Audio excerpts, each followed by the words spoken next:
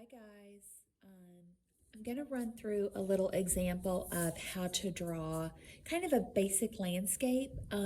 If you don't know where to start with your landscape drawing, this might give you some ideas for where to start, and I'll show you how to draw a couple of different things.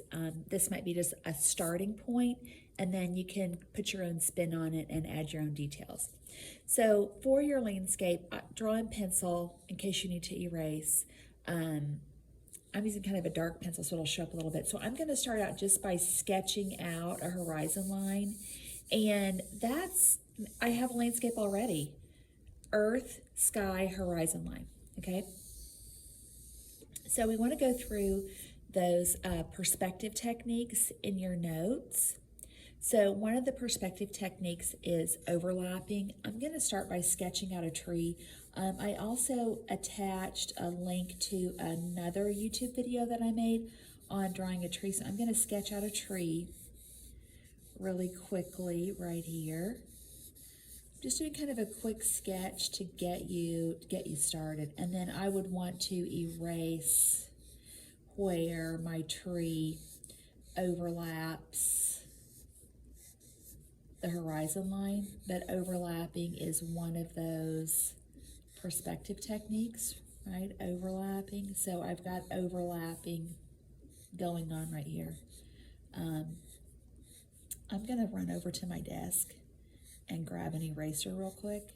So let me get a little bit more of this tree drawn. And then you'll have 10 seconds while I pop over to my desk to grab an eraser. Okay, I'll be right back.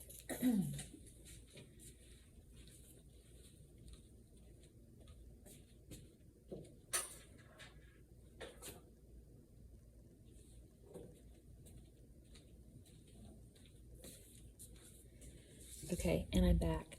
So, guys, this is real life, really in the art room, and I didn't bring an eraser over here to this table.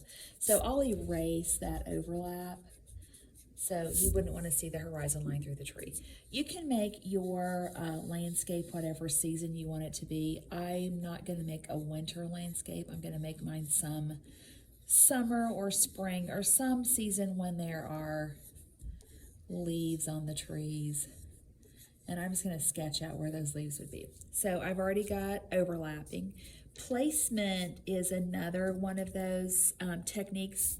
So if something is low on the page, that means it's close to you. I'm going to sketch out a little pond right here. And this is going to go off the page on the bottom, right? So that means placement means if it's low on the page, it's close to you. I'm going to sketch out a little rock. Maybe there's a little rock peeking out right here. I'm going to do overlapping again. So I guess my drawing's going to be summer. I just put some cattails on here.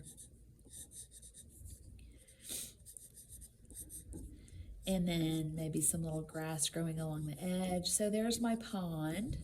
Okay. So now I've got my earth, my sky, my horizon line. I've got a tree that is overlapping the horizon line. My cattails are overlapping the rock.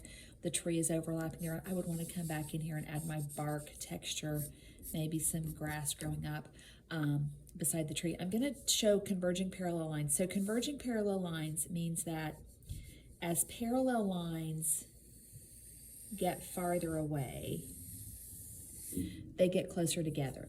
It's kind of like when something is far away, it looks smaller. Same thing would be for my little path or road I'm going to make here. I'm going to go a path, let's call it. So I have this little path that I have made, and I'm making it get smaller as it gets farther away. That will help it look like it's actually going over space.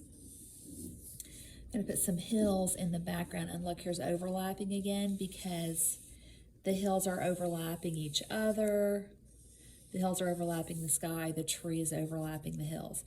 If there's a tree way back here, that's going to show my my size, because if something is far away, it looks much smaller. So if I draw that way back there, it's going to look a lot smaller. If there's a fence back here, it's going to be very small, because as things get farther away from the viewer, they look smaller. If I want to put a fence beside my little path here, my little trail, I have to start right here with my fence post, and that's going to be the tallest one. And then my next one is going to get a little shorter, a little shorter, a little shorter, a little shorter. So those are shrinking. They look like they get smaller as you get farther away. And then my fence rail, I'm just going to keep it like towards the top of each one. And since this is a shorter post, those are also going to get closer together if I just put them at the same spot on the fence post. So that's how you draw a road with a fence. So I have overlapping, I have size, I have placement. If I draw all my bark on this tree, and I can see like the texture of it, but not on this tree, that's detail. And then here I have converging parallel lines. And then you can add loads of detail to this. I could put some clouds. Don't draw a sun in the sky probably. This is kind of a, we got the sky kind of crowded, so probably not a sun. If you want to put some grass growing up, you know, that's going to grow straight up. I could put another tree right here kind of in the middle ground. And, you know, it's going to overlap the mountains and the sky. I could sketch a tree out right there. And I could even draw different kinds of trees if I want to draw an evergreen tree back here.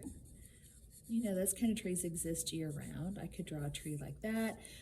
Just be aware if something's higher on the page, that's also placement. High on the page means it's farther away. So that means that it's going to look smaller because it's farther away if they're towards the top of the page.